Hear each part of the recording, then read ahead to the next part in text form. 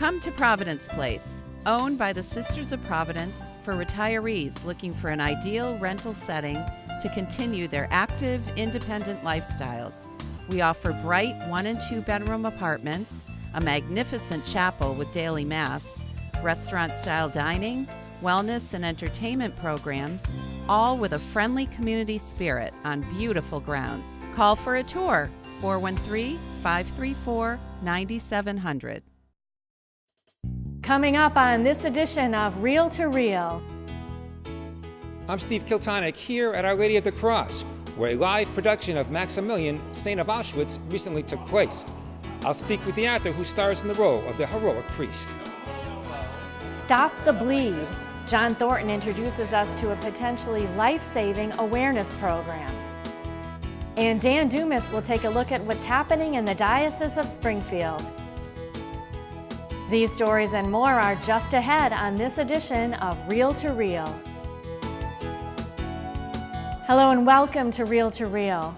The sad increase in acts of violence in our schools brings with it a need for better awareness on how to respond should a teacher or student be injured.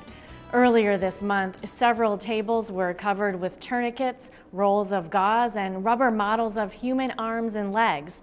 It may have resembled a medical school classroom, but it was actually Pope Francis High School hosting a presentation known as Stop the Bleed. John Thornton tells us more. Dr. Ronald Gross and a team of nurses and physicians from Bay State Medical Center in Springfield led Stop the Bleed, an event organized by Pope Francis High School's health and wellness teacher Leslie Perrault.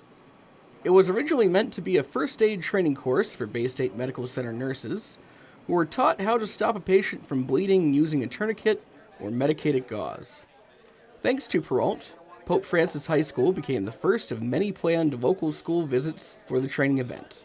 They're driving, they could be in a car with their parents, they could come across an accident, it could be a workplace issue. Trauma isn't reserved for a war, that it's everywhere, and it could be accidents they come across. They were trained in CPR last week, so they are all now CPR certified and Stop the Bleed trained. Today at Pope Francis High School, I asked Dr. Gross why he thinks that these life-saving skills are necessary for high school students to learn, and even had a tourniquet demonstrated on myself. Up the elbow, you're gonna pull it up like this, down and around. Right? Dr. Gross and his team showed a slideshow about what to do and not to do when assisting victims of trauma, and demonstrated how to apply tourniquets and stuff gauze into fake wounds on rubber limbs. They then let the students practice on each other, wrapping their own limbs with special training tourniquets. It's one of those things where it makes a difference. And I think we need to stress, and these guys know it, that much of what we see isn't going to be a bombing. It's not going to be a mass shooting. It's going to be a bad multi-car crash. It's going to be a large bus crash. It's going to be industrial accidents or boiler explosions and multiple casualties. So this isn't just for what the press is bringing to us every day, sadly. It's for the everyday. Students attending the training day say the skills learned may save a life someday. Unfortunately, in this country, there's a lot of violence, both in schools, out of schools, on the streets. So I think just kind of like day to day, if you ever see something, randomly and you can help, I think it's the more people that know how to save a life, the better. Dr. Gross believes that these skills are invaluable, not just for students to learn, but for everyone, as they never know when they will be faced with an emergency. In Chicopee, I'm John Thornton. And this team plans on visiting other schools and youth groups to share these valuable and potentially life-saving measures. To other news now, the fourth Sunday of Easter is traditionally known as Good Shepherd Sunday, highlighting the need for more vocations. And joining me now to discuss vocation awareness is Father Matthew Alcombright, Co-Vocation Director for the Diocese of Springfield. Welcome, Father Matt. Pleasure to be here. Well, you are now well into your first year as co-director. How are things going? Things are going very well in the vocation office. We have a number of great men who have responded to the call of the priesthood in our seminary formation, as well as some others who are interested, and so we're working with them to guide them towards a life of and call to vocation in the church. So what can all of us do to foster vocations? I think the thing we can do is, number one, to pray for vocations. We, I think, easily forget that prayer is so powerful, and Jesus asks us, the harvest is abundant, the laborers are few, so pray to the Lord of the harvest for an increase in vocations. And so, number one, to pray, but also to not be afraid to invite someone, whether that's a family member or a friend, that you may see in them something that is a call to priesthood or religious life, to plant that seed and ask them, have you ever considered being a priest or being a women religious? And can you tell us about the upcoming ordinations for transitional deacons and for our 2 new priests? We have 2 great events coming up. On Saturday, May 12th at St. Paul Parish in Springfield. We'll have the ordination of 3 transitional deacons from our local seminaries here. Yui Lay, Paul Norman, and Dennis Scavera will be ordained to the transitional diaconate. And then on June 30th at St. Michael's Cathedral, we'll have the priesthood ordination of Deacon Michael Kakashka and Deacon Frank Furman. And we will also post that information on iobserve.org. Well, thank you so much for joining us today, Father Matt. Thank you. It's always a pleasure to be here. And still to come on Reel to Reel, Dan Dumas has the latest news from the Diocese of Springfield. And on this Good Shepherd weekend, the story of one selfless priest, Maximilian Kolbe, the Saint of Auschwitz. These stories and more are still to come on Reel to Reel.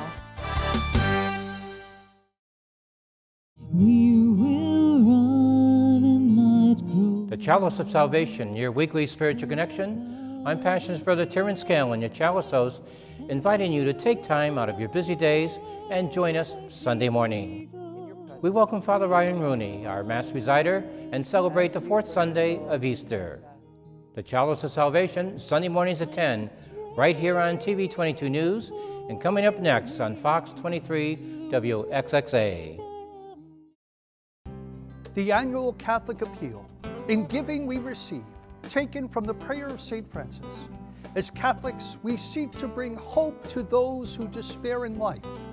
Through your collective giving, we bring light to the darkness as we spread our faith to those who doubt. Your gift will make a difference, for in giving, we receive God's blessings. So please give generously in your parish or at diospringfield.org. Come to Providence Place, owned by the Sisters of Providence for retirees looking for an ideal rental setting to continue their active, independent lifestyles. We offer bright 1- and 2-bedroom apartments, a magnificent chapel with daily mass, restaurant-style dining, wellness and entertainment programs, all with a friendly community spirit on beautiful grounds. Call for a tour, 413-534-9700.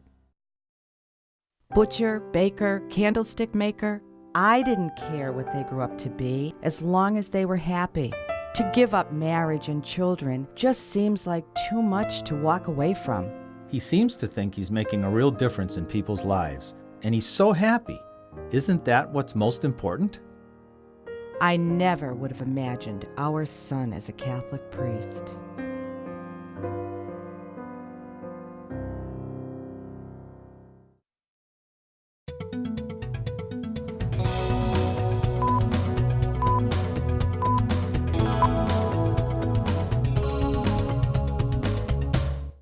I'm Dan Dumas with your Reel to Reel news briefs.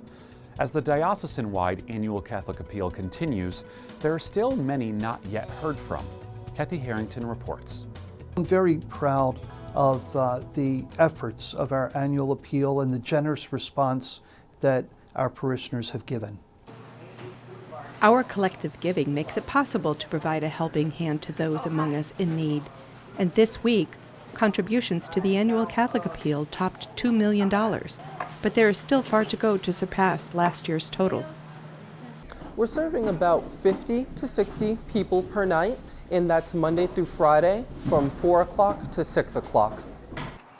Lorraine's Soup Kitchen in Chicopee is one of the agencies that receives funding from the annual Catholic Appeal. It's financial support that provides the basics.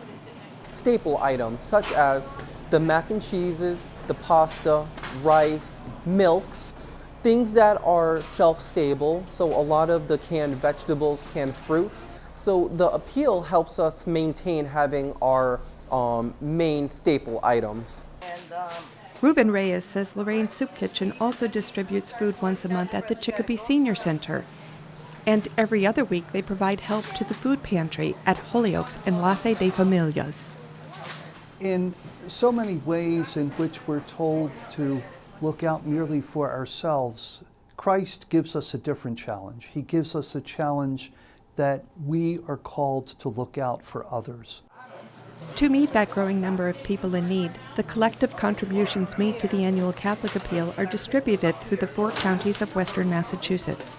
If a person hasn't given yet, I certainly encourage that person to consider a gift, to reach out, to be able to help others, and in giving, we truly do receive.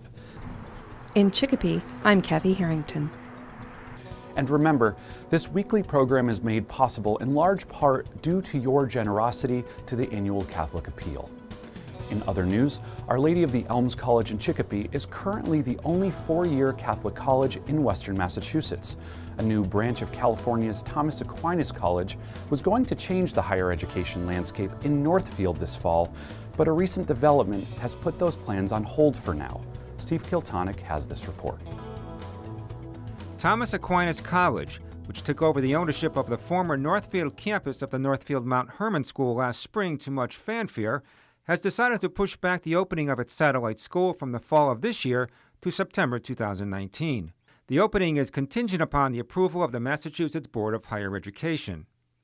In a prepared statement, President Michael F. McLean said the amended opening was needed to give the school a, quote, more generous timeline to launch a branch campus. In pursuit of that goal, the college will continue to maintain the New England property. It has already re-roofed 2 major buildings and work with the Massachusetts Board of Higher Education on its application. Should the college receive the Commonwealth's approval, it will have more time to raise funds and prepare the campus for occupancy in a year and a half. Dr. McLean said the college remains fully committed to the project and hopes to bring its unique approach of Catholic liberal education to the East Coast. Thomas Aquinas College, located in Santa Paula, California, is optimistic that students will be welcomed to New England at Convocation 2019. It's expected that the enrollment of the Northfield campus will grow to serve from 350 to 400 students. The National Christian Foundation donated a majority of the 500,000 square foot campus, including 22 buildings, to the college as a gift. A smaller portion of the property was given to the Moody Center, which will occupy several buildings on campus, including the historic Moody Auditorium, which was the home to the famous revivals of the 19th century evangelist Dwight L. Moody. It was Moody who founded the campus's original school, the Northfield Seminary for Young Ladies, in 1879. Thomas Aquinas College, founded in 1971, offers students one 4-year classical curriculum that spans the major arts and sciences with a focus on the great books. Students read the original works of the greatest thinkers in Western civilization in all the major disciplines: mathematics, natural science, literature, philosophy, and theology, while academic life is conducted under the light of the Catholic faith. In Northfield, this is Steve Kiltonick. And remember, to keep informed on all the latest news in the Catholic Church locally and beyond, log on to iobserve.org. There you can read articles written by our Catholic communications staff, as well as view archived episodes of Real to Real. That's iobserve.org. I'm Dan Dumas, and those were your Real to Real news briefs.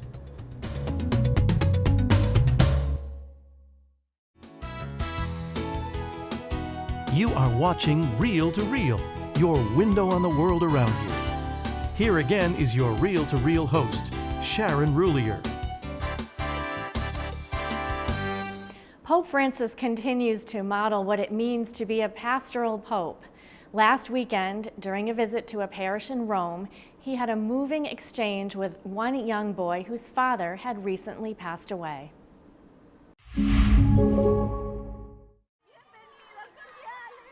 At a poor parish on the forgotten outskirts of Rome, April 15th, Pope Francis began by answering questions from some of the youngest parishioners, including a boy named Emanuele.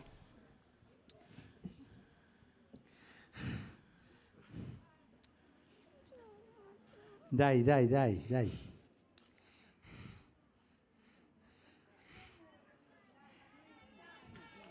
ce la faccio.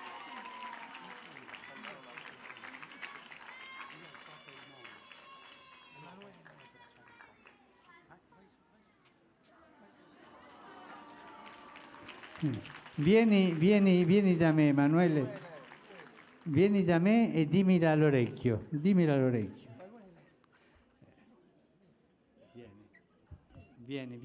me. Vieni.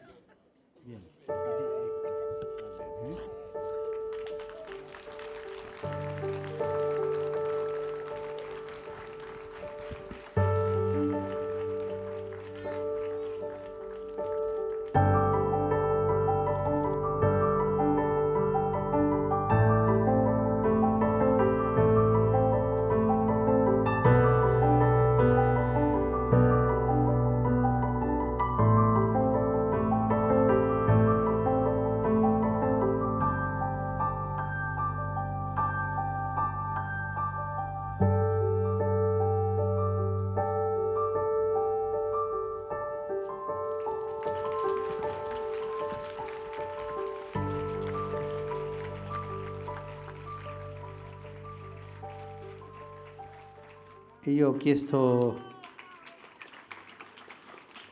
permesso a Emanuele di dire in pubblico la domanda e lui mi ha detto di sì, per questo la dirò. Poco tempo fa è venuto a mancare mio papà.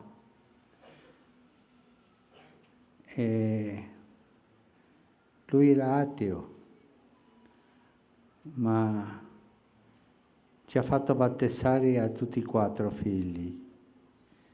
Era un uomo bravo. È in cielo, papà? Non era credente, ma ha fatto battezzare i figli. Aveva il cuore buono. E lui ha il dubbio che il papà, per non essere credente, non potesse andare in cielo. Chi dice che va in cielo è Dio. Ma com'è il cuore di Dio davanti a un papà così?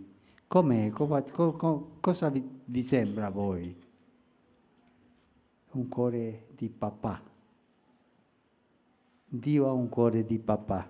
E davanti a un papà, che non credente, è stato capace di battezzare i figli e di darle quella bravura ai figli. Voi pensate che Dio sarebbe capace di lasciarlo lontano da te? Pensate quello?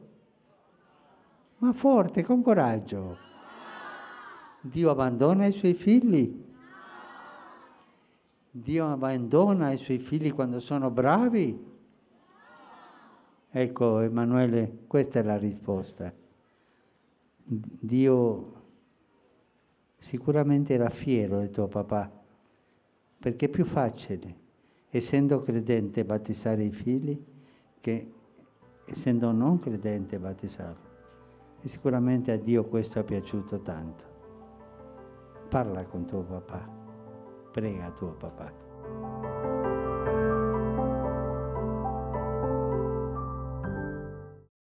Last year, St. Luke Productions came to Our Lady of the Cross Parish in Holyoke performing Faustina, Messenger of Divine Mercy. The Washington-based group returned this March to tell the story of St. Maximilian Kolbe, a Franciscan priest who gave up his life in Auschwitz so that a married man could live. On this weekend dedicated to vocation awareness, Steve Kiltonick shares with us this powerful presentation. On March 9th, Our Lady of the Cross Church was the setting for the dramatic one-man play, Maximilian, Saint of Auschwitz. which was presented by St. Luke Productions in the sanctuary before a large crowd. Leonardo de Philippis gave a tour de force performance of the heroic Polish priest, whose courage and legendary actions against the forces of evil, the Nazis, are a true imitation of Jesus Christ. De Philippis, the founder and president of St. Luke Productions, first became interested in St. Kolbe after reading his bio. I had heard of him, but I didn't know much about him. So once I read this book and the history and everything, I got fascinated by it. And then two gentlemen who were in the Militia Immaculate, the MI, which Maximilian Kolbe founded. They encouraged me to do a show on his life for the 100th anniversary of his birth. That show premiered in 1993, just in time for World Youth Day in Denver. It was the beginning of an ongoing 25-year run for De Philippis portraying St. Kolbe. I've done this show, and I know that my numbers are off, but between 500 and 600 times, something of that nature. I'm not as long as Yul Brynner doing The King and I, but then I'm not allowed to stay in one place. I definitely, set up and taken down more than Yul Brynner. De Philippis has spent over 3 decades producing and performing inspiring religious dramas based on Scripture and the saints. In Maximilian, Saint of Auschwitz, he recreates the life story of Saint Maximilian Kolbe, born in 1894 in Poland to poor devout Catholics. The Blessed Virgin Mary appeared to Kolbe in a vision, offering him a crown of purity or a crown of martyrdom. He chose both. This experience instilled in him a deep and abiding lifelong love for Our Lady. After entering the Franciscan order, St. Maximilian organized the Knights of the Immaculata. Immaculate, my love, my sweetest mother, I'm ready to fight and die in whatever battle you choose. In 1941, during World War II, Kolbe was arrested by the Gestapo for his tireless work against the Nazis. At the infamous concentration camp Auschwitz, he was used as slave labor. Later, Kolbe offered up his life for a fellow inmate, a family man. In 1941, St. Kolbe died in the camp by lethal injection. St. John Paul II canonized St. Maximilian in 1982, calling him a martyr of charity. The multimedia production includes a red and white crown alongside a large canvas image of Our Lady of Czestochowa, beloved Queen and Protectress of Poland.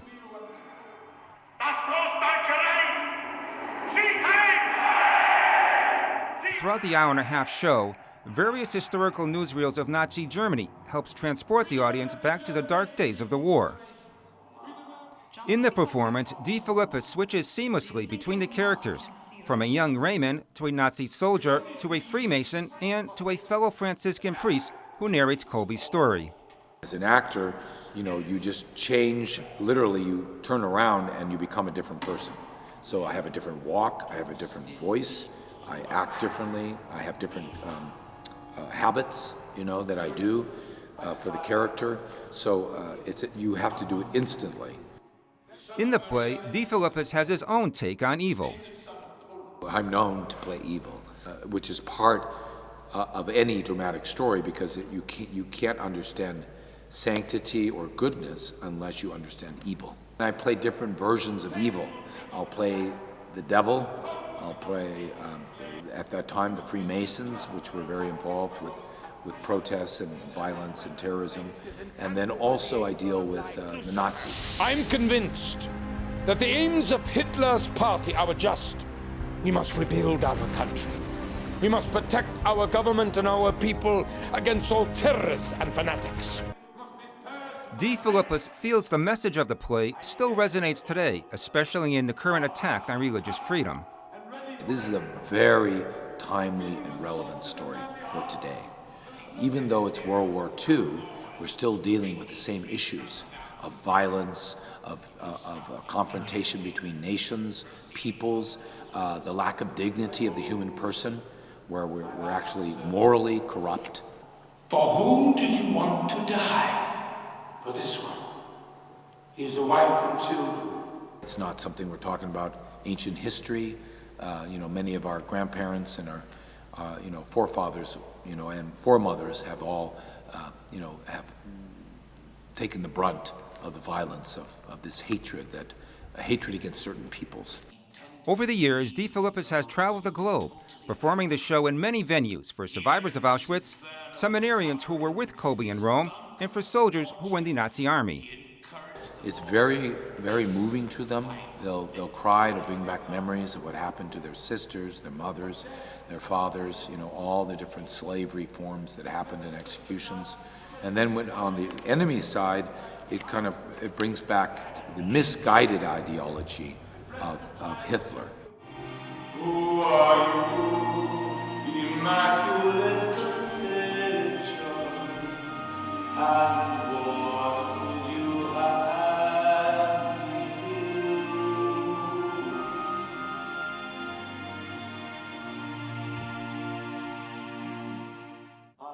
do? Leonardo has personally been affected from performing in the role of St. Kolbe for so many years. You become a friend of that saint because you get to know him, you ask for his help. I think he affects you, or affects me personally, in prayer, his incredible devotion and trust of the Mother of God. You feel her presence more in calling out to her and respecting her. O Mother Immaculate, should I become a soldier or a priest? I beg you, answer me. DeFilippis, who founded St. Luke Productions in 1980 with his wife Patty, has crisscrossed the country performing in numerous plays, including Tolton, From Slave to Priest, Faustina, Messenger of Divine Mercy, which was performed at Our Lady of the Cross last year, Vianney, and The Passion According to St. Luke. He also directed the feature film Therese. We're trying to create a movement, particularly in the theatrical realm, so that people could actually witness the saints live, face-to-face in a theater, in their church community, different denominations. I've done this for prisoners, I've done this for monasteries, those who have been in nursing homes or cerebral palsy centers. His performance is so convincing that some have a hard time distinguishing between fact and fantasy. Lots of Hispanic communities, and some of them, they think after I perform, they really think I am the priest. They kiss my hand, they don't know. They ask me, can you hear my confession? And because they're so enraptured in the story. So it's fascinating to me, but you always keep in mind that I'm a saint, for an hour and a half, and then I'm a plain old sinner again. By the energy he projects on stage, it doesn't look like Leonardo DeFilippis will be slowing down anytime soon as he continues to inspire audiences to live the lives of the saints.